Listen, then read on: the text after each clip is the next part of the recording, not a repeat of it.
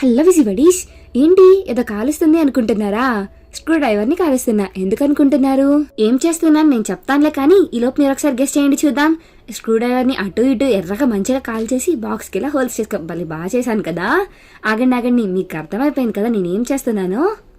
కొన్ని సీట్స్ వేద్దాం అనుకుంటారా, వాటి కోసం బాక్సెస్కి ఇలా హోల్స్ చేసుకున్నాను. చేసేటప్పుడు మాత్రం కొంచెం జాగ్రత్తగా ఉండండి. స్క్రూ డ్రైవర్ మంచి హీట్ మీద ఉంటుంది కదా, గబాలను చేతికి అంటుకోగలదు.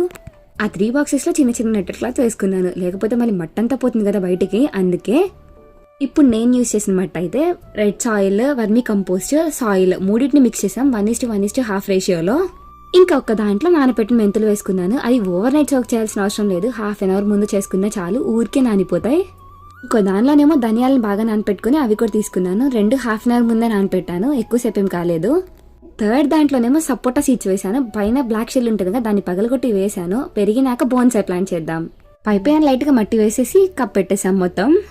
వాటిని సోక్ చేసిన వాటర్ని పైపైన స్ప్రింకిల్ చేశాను. అవి ఇంకా బలం కదా, అందుకే ఊరికే చెప్పానులే. అతి త్వరలో వాటి అప్డేట్ ఇస్తాను. అప్డేట్ తెలియని టచ్లో ఉండాలి కదా, అందుకే సబ్స్క్రైబ్ చేసుకోండి.